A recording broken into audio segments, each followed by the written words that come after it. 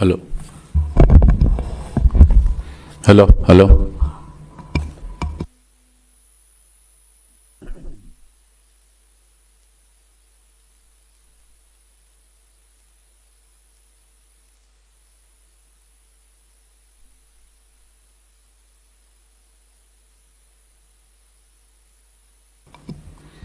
అందరికీ నమస్కారం. మనం ఒకసారి ప్రతిపక్ష నాయకుడు జగన్మోహన్ రెడ్డి గారి పరిస్థితి చూస్తే జాలేస్తూ ఉంది. బహుశా ఆయన ప్రతిపక్ష నాయకుడు కాదు, పులివెందుల ఎమ్మెల్యే మాత్రమే. పులివెందుల ఎమ్మెల్యే గారి పరిస్థితి చూస్తూ ఉంటే జాలేస్తూ ఉంది. 7 నెలలుగా అధికారం కోల్పోయి మళ్ళీ ప్రజల కోసం పనిచేస్తున్న ప్రభుత్వం మీద బురద జల్లే ప్రయత్నం, విష ప్రచారం చేసే ప్రయత్నం చేస్తూ ఉన్నాడు. ఒక్కసారి అని చెప్పి అధికారంలోకి వచ్చిన ఈ పెద్ద మనిషి 5 సంవత్సరాలుగా రాష్ట్రాన్ని దోపిడీ చేసి, లూటీ చేసి, దేశంలోనే అధమ స్థానానికి తీసుకుపోయిన రాష్ట్రం ఏదైనా ఉందంటే అది ఆంధ్రప్రదేశ్ రాష్ట్రం. అది జగన్మోహన్ రెడ్డి గారు ముఖ్యమంత్రిగా ఉన్న కాలంలో 29వ రాష్ట్రానికి తీసుకుపోయినాడు, అధమ స్థానానికి తీసుకుపోయినాడు. ఈయన 2014 నుంచి 19 కాలంలో రాష్ట్రం విడిపోయిన తర్వాత కష్టాల్లో ఉన్న రాష్ట్రాన్ని ఒక రాజధాని నిర్మించాలా, ఒక పోలవరం ప్రాజెక్టు పూర్తి చేయాలనే తలంపుతో మన ప్రస్తుత ముఖ్యమంత్రి చంద్రబాబు నాయుడు గారు ఆ రోజు అష్ట కష్టాలు పడి పోలవరం ప్రాజెక్టును 72% పూర్తి చేస్తే రాజధానిని ఒక అద్భుతంగా నిర్మించాలని చెప్పి 33,000 ఎకరాలు రైతులను ఒప్పించి ప్రభుత్వం మీద భారం పడకుండా ల్యాండ్ పూలింగ్ విధానాన్ని ప్రవేశపెట్టి రాజధాని నిర్మాణం చేస్తే, అదేవిధంగా పెండింగ్లో ఉన్న రాయలసీమలో ప్రాజెక్టులన్నీ పూర్తి చేయాలని తలంపుతో ప్రారంభిస్తే ఈయన 2019లో అధికారం లేకొచ్చి 3 రాజధానుల పేరుతో రాజధానిని నాశనం చేశాడు, పోలవరం ప్రాజెక్టు నిర్మాణాన్ని నాశనం చేశాడు, రాయలసీమ పెండింగ్ ప్రాజెక్టులు ఒక్కటి పూర్తి చేయలే. సొంత జిల్లా కడపలో కూడా ఒక్క ప్రాజెక్టు కూడా, ఆయన ప్రారంభించిన ప్రాజెక్టులు ఒకటి కూడా పూర్తి చేయలేని పరిస్థితి.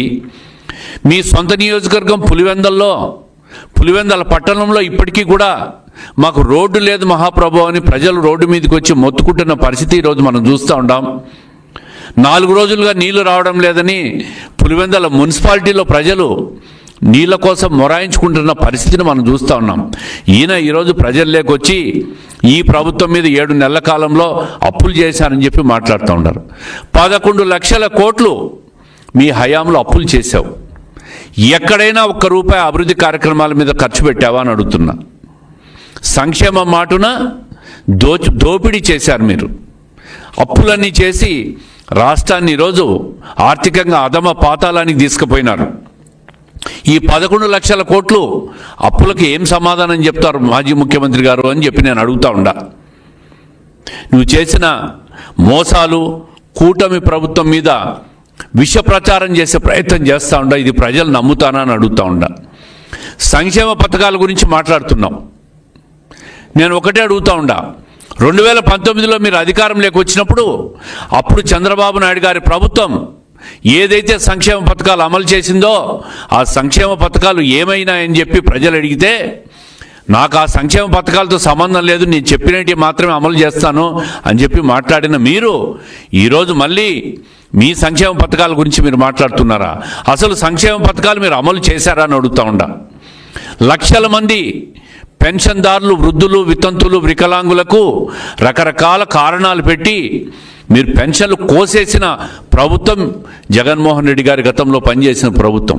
ఈరోజు వృద్ధులకు, వితంతువులకు, వికలాంగులకు 4,000 రూపాయలు, 6,000 రూపాయలు, 10,000 రూపాయలు, 15,000 రూపాయలు పెన్షన్ అందిస్తున్న ప్రభుత్వం కూటమి ప్రభుత్వం చంద్రబాబు నాయుడు గారి నాయకత్వంలో. అదేవిధంగా ఏదైతే సూపర్ 6 పథకాల్లో చెప్పామో మహిళలు 3 గ్యాస్ సిలిండర్లు అమలు చేస్తున్న ప్రభుత్వం మా ప్రభుత్వం. అదేవిధంగా తల్లికి వందనం కావచ్చు, రైతులకు వ్యవసాయ సాయం కావచ్చు, ఇవన్నీ కూడా దశల వారీగా అమలు చేసేదానికి ప్రభుత్వం అన్ని రకాలుగా సిద్ధమవుతా ఉంది. ఈ సమయంలో 7 నెలలకే అధికారం కోల్పోయి మతి భ్రమించి మీ ఇష్టం వచ్చినట్లు ప్రభుత్వం మీద విష ప్రచారం చేసే ప్రయత్నాలు చేస్తూ ఉంటారు. దీన్ని ఎవ్వరు కూడా ఈ రాష్ట్రంలో మిమ్మల్ని నమ్మరు. అభిపాయ అని మాట్లాడుతున్నారు. ఏమీ పోలేదు. ఈ రాష్ట్రంలో చంద్రబాబు నాయుడు గారి ప్రభుత్వంలో, ఆయన నాయకత్వంలో ఈ రాష్ట్రం ఇప్పటికే ముందుకు పోతా ఉంది. ఇప్పటికే మీరు చూసింటారు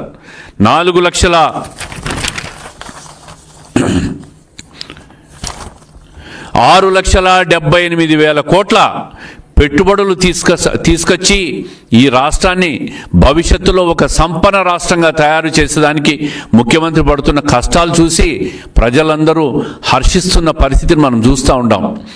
ఏదైతే ఉద్యోగాల కల్పన అన్నారో దాని ద్వారా ఇప్పటికే 4,28,000 మందికి ఉద్యోగ కల్పనకు ప్రభుత్వం ముందడుగేస్తూ ఉంది. అదేవిధంగా ఎస్సీ ఎస్టీ బీసీ మైనార్టీలకు నిధులు కేటాయించి వాళ్ళ సప్లాన్ను కూడా అమలు చేసేదానికి, వాళ్ళను సొంత కాళ్ళ మీద నిలబడేదానికి ప్రభుత్వం ఈరోజు అన్ని రకాల ప్రణాళికలు సిద్ధం చేస్తూ ఉంది. గతంలో మీరు మాట్లాడుతున్నారు 2.5 లక్షల ఉద్యోగాలు పోయినాయని. ఎందుకు అబద్ధం చెప్తున్నారు మాజీ ముఖ్యమంత్రి గారని అడుగుతా ఉండా. వాలంటీర్లు 2.5 లక్షల ఉద్యోగాలు తీసేశారంట. మీరు 2023లో ఆగస్టులో వాలంటీర్ వ్యవస్థను మీరు రెన్యువల్ చేయాల్సిన బాధ్యత మీది కాదా అని అడుగుతా ఉండా. మీరే కదా వాలంటీర్ వ్యవస్థను తెచ్చి ఈరోజు వాళ్ళను రెన్యువల్ చేయకుండా నట్టేట ముంచి ఆ వ్యవస్థనంతా కూడా మీ ఎన్నికల కోసం రాజీనామాలు చేయించి వాళ్ళతో ఈరోజు వాళ్ళకు ఉద్యోగాలు లేకుండా చేసిన ఘనత మోసం మీది కాదా అని చెప్పి నేను అడుగుతా ఉండా. 2.5 లక్షల వాలంటీర్లను పచ్చి మోసం చేసి రెన్యువల్ చేయకుండా ఈరోజు ఆ ఉద్యోగాలు తొలగించినారని చెప్పి తెలుగుదేశం కూటమి ప్రభుత్వం మీద విష ప్రచారం చేసే ప్రయత్నం మీరు చేస్తున్నారు. దీన్ని ఎవ్వరు ఏ వాలంటీర్ కూడా దీన్ని నమ్మే పరిస్థితి లేరు. ప్రజల్లో మేము తిరుగుతూ ఉన్నాం. ప్రతి వాలంటీర్ కూడా మీరు మోసం చేశారని చెప్పి మాట్లాడుతున్న మాటలు మేము వింటూ ఉన్నాం. ఒక డిఎస్సి మెగా డిఎస్సి 5 సంవత్సరాల్లో ఒక్క ఉద్యోగమైనా మీరు కల్పించారని అడుగుతూ ఉన్నాం. ముఖ్యమంత్రి అయిన మరుక్షణమే చంద్రబాబు నాయుడు గారు 16,347 డిఎస్సి పోస్టులను మొదటి సంతకం చేసిన ఘనత కూటమి ప్రభుత్వాన్ని. తొందరలో దాని భర్తీ కూడా గ్రీన్ సిగ్నల్ ఇచ్చిన మాట కూడా మీరు మర్చిపోయారని చెప్పి నేను అడుగుతూ ఉండా. అదేవిధంగా కానిస్టేబుల్ రిక్రూట్మెంట్ ప్రక్రియను ప్రారంభించి 6,100 కానిస్టేబుల్ల నియమానికి ప్రక్రియను కూడా ప్రారంభించిన పార్టీ తెలుగుదేశం ప్రభుత్వం.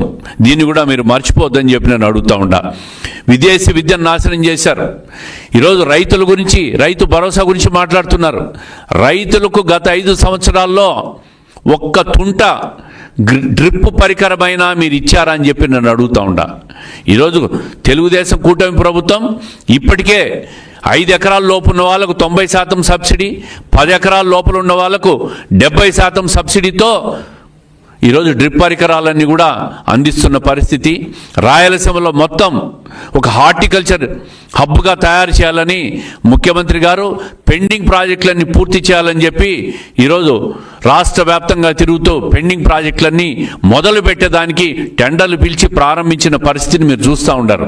ఒక్కరోజు కూడా రాయలసీమ మీద కానీ సొంత కడప జిల్లా మీద కానీ ఒక్కరోజు కూడా మీరు ఒక్క రూపాయి కూడా ఖర్చు పెట్టిన పరిస్థితి లేదు. మీ పులివెందల్లో రింగ్ రోడ్ల సుందరీకరణకు 100 కోట్లు ఖర్చు పెట్టిన మీరు తాగేదానికి మీ సొంత నియోజకవర్గంలో నీళ్ళు ఇవ్వలేని పరిస్థితి 5 సంవత్సరాలుగా ముఖ్యమంత్రిగా ఉండి లబోదిబోబని మీ నియోజకవర్గానికి పోతే మీ ప్రజలు చెప్పే మాటలు మీరే వింటారు. ఈ విధంగా అన్ని రకాలుగా ప్రజలకు అబద్ధాలు చెప్పి విష ప్రచారం చేసే ప్రయత్నం చేస్తూ ఉంటారు.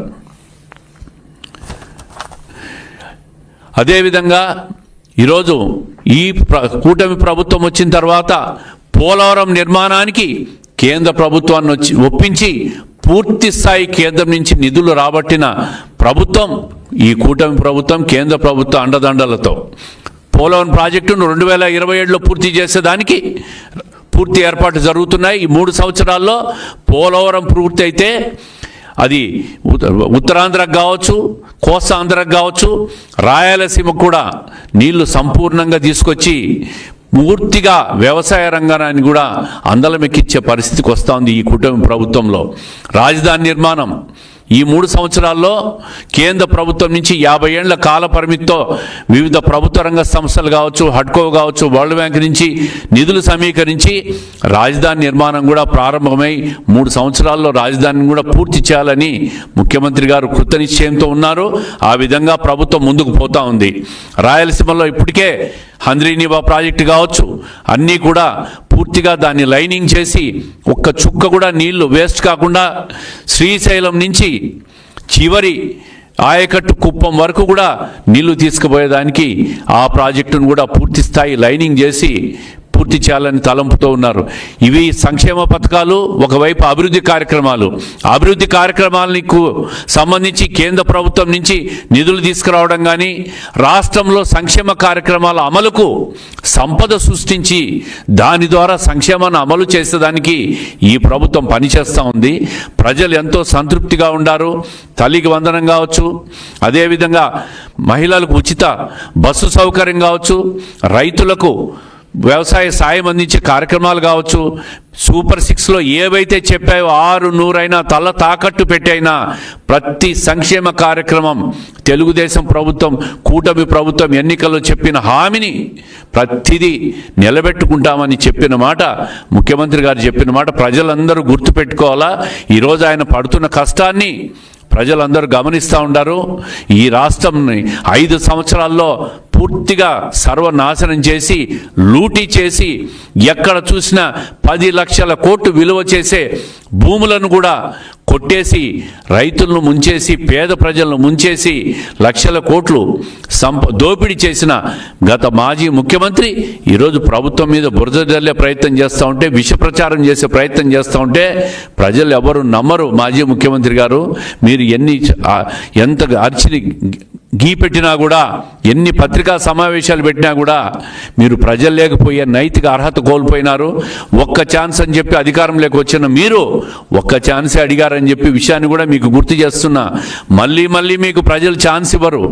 ఇప్పటికే మీ పార్టీలో ఉన్న ప్రతి ఒక్కరూ కూడా మీ పార్టీని వదిలిపోతున్న పరిస్థితిని కూడా చూస్తూ ఉన్నాం. ఎవ్వరు మీ పార్టీలో మిగలరు. 42 సంవత్సరాల తెలుగుదేశం పార్టీని మీరు భూస్థాపితం చేస్తామన్నారు. ఈ పార్టీని భూస్థాపితం కాదు కదా, గాలికి వచ్చిన పార్టీ, గాలికి పుట్టిన పార్టీ, అక్రమ సంపాదన మీద పుట్టిన పార్టీ వైఎస్ఆర్ కాంగ్రెస్ పార్టీ. మీది గాలి పార్టీ. మీరు గాలికి ఆల్రెడీ 2024 మే ఎన్నికల్లో మిమ్మల్ని ప్రజలు గాలికి వదిలేశారు. గాలి ప్రభంజనంలో కొట్టుకుపోయినారు మీరు ఇప్పుడు ప్రజలకు ఎన్ని చెప్పినా, ఏమి చెప్పినా, ఎంత విష ప్రచారం చేసినా ప్రజలు ఎవరు నమ్మే పరిస్థితి లేరని చెప్పి తెలియజేస్తున్నా.